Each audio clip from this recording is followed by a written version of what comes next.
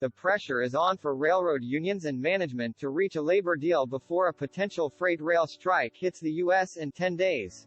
Negotiations have been ongoing since September, but with both sides failing to reach an agreement, President Biden ordered Congress to step in before the December 9 deadline. Congress has to act to prevent a rail strike. Biden told reporters on Tuesday. It's not an easy call, but I think we have to do it. The economies at, according to the Association of American Railroads, roughly one-third of U.S. exports move by rail. Let me be clear, a rail shutdown would devastate our economy, Biden tweeted on Monday. Without freight rail, many U.S. industries would shut down. Those industries include oil and gas, which rely on railroad tanked cars, agriculture, auto production, consumer goods, and manufacturing.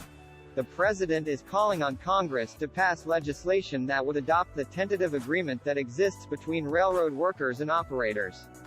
That agreement features a 24% compounded wage increase from 2020 through 2024 along with 5 annual $1,000 lump sum payments. 8 of the 12 labor unions accepted it, but 4, including the nation's largest rail union Sheet Metal, Air, Rail Transportation, SMART-TD, which represents 28,000 employees, saw a majority of its workers vote against the deal in September. Compensation reportedly isn't the driving factor behind the rejection. Key sticking points include quality of life, scheduling, staffing levels, and lack of paid sick leave. House Speaker Nancy Pelosi, DCA, stated on Tuesday that Congress will vote on a bill on Wednesday to resolve the ongoing dispute.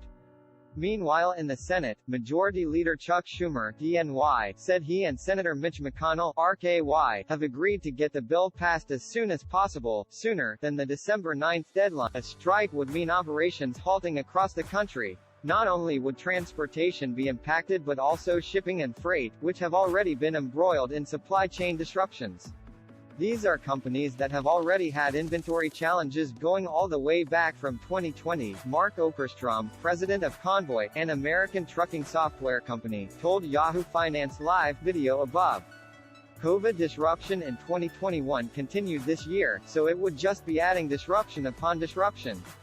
On Monday, more than 400 groups, including the U.S. Chamber of Commerce, the National Retail Federation, and the American Farm Bureau Federation, penned a letter to Congress warning of the impacts of a strike and urged them to intervene. The risks to our nation's economy and communities simply make a national rail strike unacceptable, the letter stated.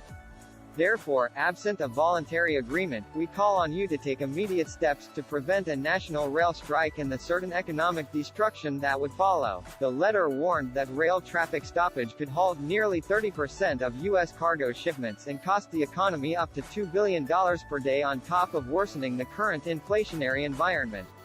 It also predicted that up to 7 million travelers per day would see their rail services disrupted. According to CNN Business, though, the labor unions don't want Congress to intervene, arguing that it would take away their leverage at the bargaining table. Okerstrom said that a rail strike would be really significant, particularly at this time of the year when the holiday shopping season is underway. About 7,000 of these freight trains are moving every day via long haul, Okerstrom said. It's about 40% of the long-haul freight in the U.S. that's moved on rail cars. It would take about 470,000 new long-haul trucks to essentially come into the market to replace this. We don't have the capacity. Adriana Belmonte is a reporter and editor covering politics and healthcare policy for Yahoo Finance. You can follow her on Twitter at AdrianaBulls and reach her at adriana@yahoofinance.com.